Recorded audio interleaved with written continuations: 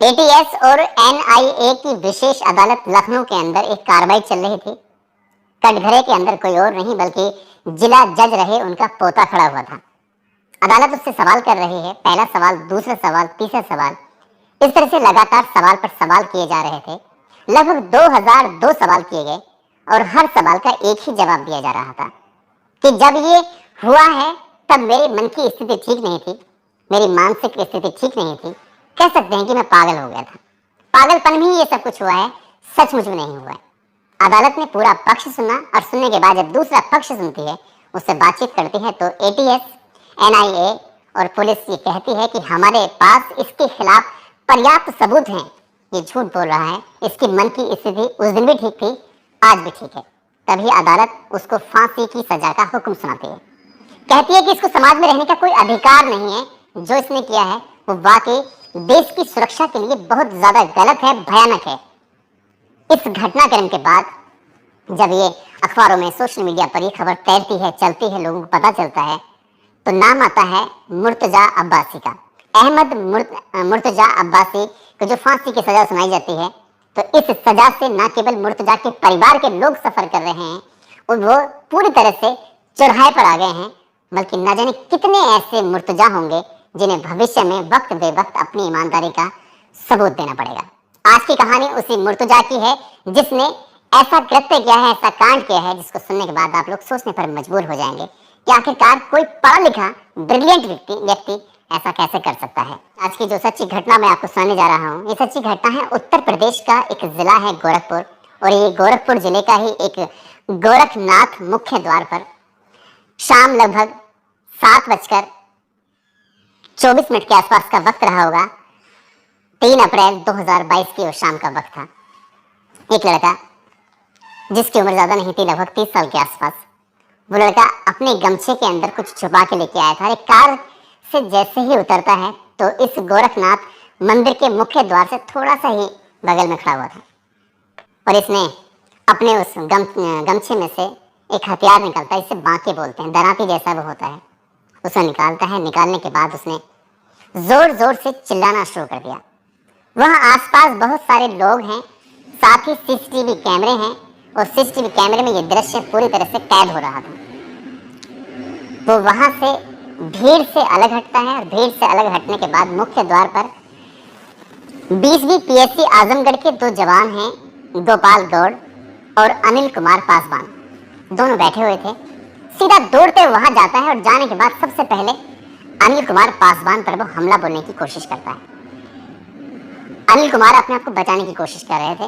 वहां से जैसे अलग हटते हैं, जबकि उनके पास आधुनिक हथियार थे, वो चाहते थे उस पर हमला कर सकते थे, एक ही गोली में उसका जिंदगी भर तक का खेल खत्म कर सकते थे, लेकिन उन्होंने समझदारी से काम लिया। उन्होंने न केवल अपनी जान बचाई बल्कि कोशिश की कि यहाँ कुछ ज्यादा खून खराबा ना हो।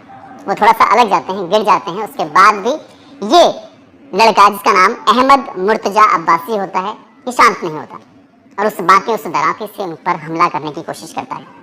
पैरों में, हाथों में, जहां मौका मिला था वहां पर वो जोर जोर से चीख रहे थे, चिल्ला रहे थे, और वो चीख और पुकार की जो आवाजें थी वो आसपास जो मंदिर का पूरा घेरा था, वो चौराहा है, वहां तक फैल रही थी। लोगों की नजर जब वहां तक पहुंचती है तो लोगों ने अपने अपने हाथों में पत्थर लेते हैं, जैसा जिसका मौका था वैसा करने की कोशिश कर रहे थे, क्योंकि वो पुलिस वाला जो है उसकी जान पूरी तरह से खतरे में आ चुकी थी, वो उसको मारने ही वाला था। तुरंत गोपाल गौड़ वहां पर पहुंचते हैं और जाने के बाद उसका हाथ पकड़ने की जब कोशिश कर रहे थे, इसी बीच में बांका छूट जाता है, और जैसे बांका छूटता है तो फिर उसको पकड़ने की कोशिश करते हैं। भीड़ तुरंत आती है, उस पर हमला कर देती है। हमला करने के बाद उसको मारते हैं, पीटते हैं। यहाँ पर एक पुलिस वाला जो पूरी तरह से घायल हो चुका है, और पब्लिक की मार से वो व्यक्ति जिसका नाम अहमद मुर्तजा अब्बासी होता है, वो भी पूरी तरह से घायल हो जाता है। तुरंत ही उपचार के लिए मेडिकल कॉलेज लेके जाया जाता है। अब ये खबर सोशल मीडिया पर, टेलीविजन पर, हर जगह फैल जाती है कि गोरखपुर के जो गोरखनाथ मंदिर है उसमें घुसकर किसी ने हमला करने की कोशिश की है, आतंकी हमला हुआ है। अब पुलिस वाले इस मामले की जांच पड़ताल में जुट जाते हैं। जैसे ही इस व्यक्ति को जिसने हमला किया है इसको लेके जाने की कोशिश कर रहे थे, तभी इसने एक नारा लगाना शुरू कर दिया। वो नारा लगा रहा था, नारे तकबीर अल्लाह अकबर। इस तरह के नारे लगाते लगाते वो कह रहा था कि मुझे गोली मार दो, मरना चाहता हूँ। यहाँ से सीधा हॉस्पिटल लेके जा रहे थे। हॉस्पिटल जब पहुँचता है वहाँ पर उसकी थोड़ी हालत में सुधार होता है। उसके बाद जब मीडिया कर्मी पहुँचते हैं तो मीडिया कर्मियों से भी वो यही कह रहा था, मुझे गोली मार दो, मैं जीना नहीं चाहता। कौन है ये व्यक्ति, क्यों ऐसा कर रहा है, क्यों मरना चाहता है, क्यों मारना चाहता है? ऐसे बहुत सारे सवाल थे। इन सवालों का जवाब हर कोई जानना चाहता था, लेकिन जब सवालों के जवाब लोगों के सामने आते हैं तो लोग सुनकर हैरान थे कि कोई ऐसा कदम क्यों उठा सकता है।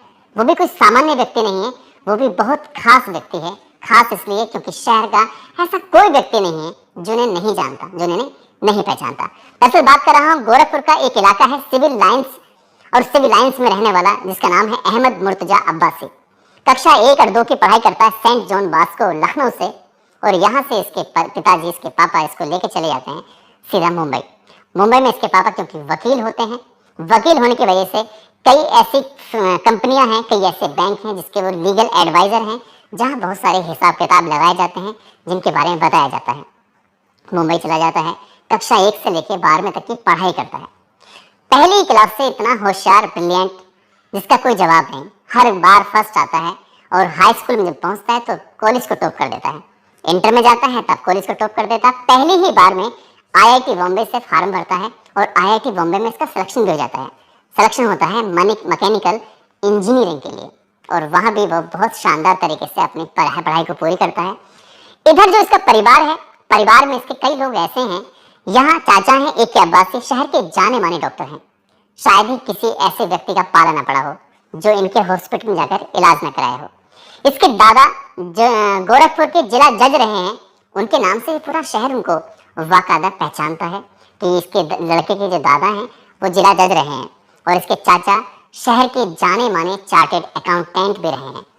ऐसा कौन व्यक्ति था, पढ़ाई की बात हो या घर की शान और शौकत की बात हो, पैसे की बात हो, किसी बात के घर में कमी नहीं है। और उसके बाद ये लड़का जैसे ही ये कोर्स पूरा कर लेता है, आईआईटीएन बन जाता है। मैकेनिकल इंजीनियरिंग का कोर्स पूरा करने के बाद रिलायंस कंपनी में इसको एक अच्छी जॉब मिल जाती है। कुछ समय वहाँ रहता है, कुछ समय वहाँ रहने के बाद एसआर कंपनी में भी इसको जॉब मिल जाती है। वहाँ भी मैकेनिकल इंजीनियर के तौर पर ये भर्ती हुआ था, लेकिन इसका मन करता है कि अब यहाँ से छोड़ देना चाहिए। उस नौकरी को छोड़ देता है, और नौकरी को छोड़ने के बाद सीधा ये आता है वापस मुंबई से गोरखपुर अक्टूबर 2020 में आके रहने लगता है। और लेकिन इससे पहले 2019 में जौनपुर की एक लड़की से इसकी शादी हो जाती है। हालांकि शादी की बात एक बार पहले भी चली थी, लेकिन शादी टूट जाती है। जब टूट जाती है, नई लड़की ढूंढ जाती है, जौनपुर की लड़की मिलती है, उससे शादी हो जाती है। सब कुछ ठीक चल रहा था। लगभग 7 महीने तक ये निकाह चलता रहता है। 7वें महीने के बाद जनवरी 2020 में तलाक हो जाता है। वो लड़की यहाँ से छोड़कर चली जाती है।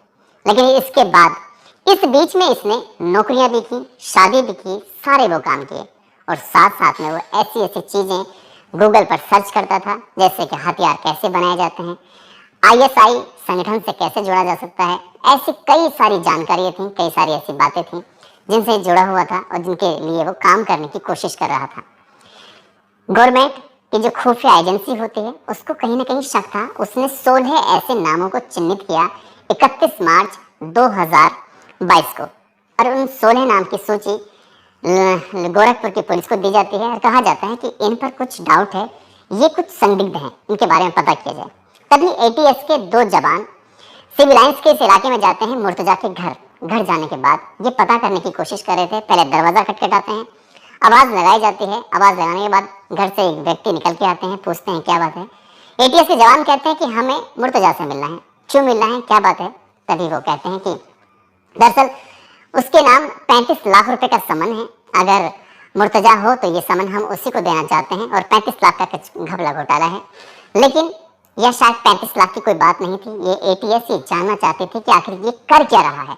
तभी तो तुरंत उन्होंने एटीएस ने जब इसके बारे में पूछताछ ही कर रही थी, मौका पाता है यहाँ से ये सीधा नेपाल की तरफ भाग जाता है। नेपाल जाता जरूर है 2 अप्रैल को, लेकिन वहाँ इसको ठिकाना नहीं मिलता, उसको रुकने का कोई मौका नहीं मिलता, इसलिए इसे वापस आना पड़ता है। और 3 अप्रैल 2022 को जब ये वापस लौट के आता है, तो वापस लौट कर आने पर इसने एक दुकान पर जाता है, वहाँ से बाकी यानी कि दराती खरीदता है, और दराती खरीदने के बाद सीधा ये गोरखनाथ के मंदिर पर जाता है और अंदर घुसने की कोशिश कर रहा था। जो मिल रहा है उसको मारने की कोशिश कर रहा था। 2 पुलिस वालों पर भी हमला करता है, उनको भी मारने की कोशिश कर रहा था। और जब यही बात सीसीटीवी कैमरे में कैद हो जाती है, जब यही बात लोगों को पता चलती है कि इस व्यक्ति ने आखिरकार ऐसा क्यों किया है, जिसने हाई स्कूल को अपने स्कूल में टॉप किया है, जिसने इंटर में अपने आप को टॉप किया है, जिसने पहली बार में IIT का एग्जाम क्वालिफाई किया बॉम्बे का, वहां पे सिलेक्शन पा लिया है, कैसा ऐसा कैसे कर सकता है?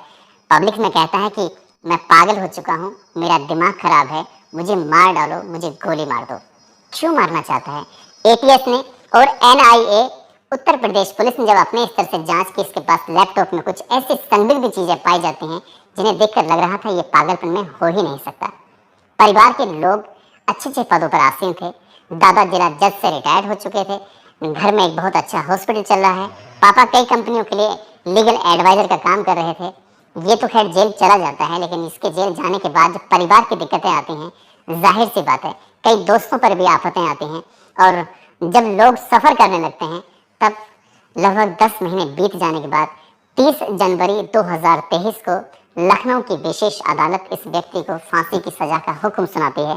और सजा का हुक्म जब पूरे सबूत के साथ, पूरे पुख्ता बातों के साथ सुनाया जाता है, तब वो लगता नहीं है कि छोटी सी बांके से जब इस तरह से हमला कर रहा है, बात छोटी नहीं थी, बल्कि इसने एक बहुत बड़ी साजिश को अंजाम देने की कोशिश की थी। बताया जा रहा था कि लॉन वुल्फ अटैक यानी कि आतंक फैलाने का एक नया तरीका इसने इजाद किया। ये एक ऐसे ऐप बनाने की कोशिश कर रहा था जिससे पूरे देश के लोगों को संगठित किया जा सके और देश के लिए खिलाफ एक जंग का ऐलान किया जा सके। पुलिस ने अभी इस मामले की अपनी चार्जशीट लगाकर और अदालत ने इसको फांसी की सजा का हुक्म दिया है। आगे भविष्य में क्या होगा, कब इसको फांसी दी जाएगी, कब नहीं दी जाएगी, ये तो एक अलग बात है, क्योंकि कानून सभी को अपना अपना पक्ष रखने का मौका देता है। अभी अदालतें और भी हैं, हाई कोर्ट, सुप्रीम कोर्ट, बहुत सारी जगहों पर इसको अभी अपील करने का अवसर मिल सकता है। लेकिन जैसा इसने किया है, इससे न केवल इसके परिवार ने पूरी तरह से दिक्कतों का सामना करना शुरू कर दिया है, इसकी वजह से, ऐसे मुर्तजाओं की वजह से न जाने कितने ऐसे मुर्तजा होंगे हिंदुस्तान के अंदर जिन्हें अच्छे स्कूल में एडमिशन भी लेना होगा, जिन्हें UPSC का एग्जाम भी क्वालिफाई करना होगा, जिन्हें डॉक्टर भी बनना होगा, जिन्हें वकील भी बनना होगा, जिन्हें साइंटिस्ट भी बनना होगा। हर कदम, हर जगह ऐसे लोगों की वजह से न जाने कितने युवाओं को भविष्य में दिक्कतों का सामना करना पड़ेगा, सहज ही अंदाजा लगाया जा सकता है। पागलपन सवार था तो कुछ भी कर सकता था, मंदिर में जाकर हमला करने की जरूरत नहीं थी, वहां किसी ने भेजा नहीं था, बल्कि खुद अपनी ही मर्जी से गया था। नेपाल भाग कर गया था, कहीं और भी भाग कर जा सकता था, क्योंकि इसके मन में पहले से जिस तरह से ATS ने इसके खिलाफ सबूत जुटाए हैं, वो वाकई हैरान करने वाले हैं, परेशान करने वाले हैं। दोस्तों, इस पूरे घटनाक्रम को सुनाने का उद्देश्य भी किसी को परेशान करना नहीं है, किसी का दिल दुखाना नहीं है, बल्कि आपको जागरूक करना है, आपको सचेत करना है। देश के खिलाफ कोई भी आवाज अगर इस तरह से उठेगी तो ऐसे लोगों को फांसी की सजा थोड़ी ही लगती है, बल्कि इससे बड़ी कोई सजा हो तो वो देनी चाहिए।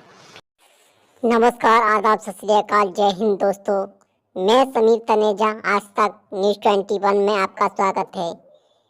तो क्या वीडियो आपको कैसी लगी? इस तरह की वीडियो पाने के लिए आप चैनल को सब्सक्राइब कर सकते हैं और लाइक करें और हमारा सपोर्ट करें। जय हिंद, जय भारत। मिलते हैं नेक्स्ट वीडियो में।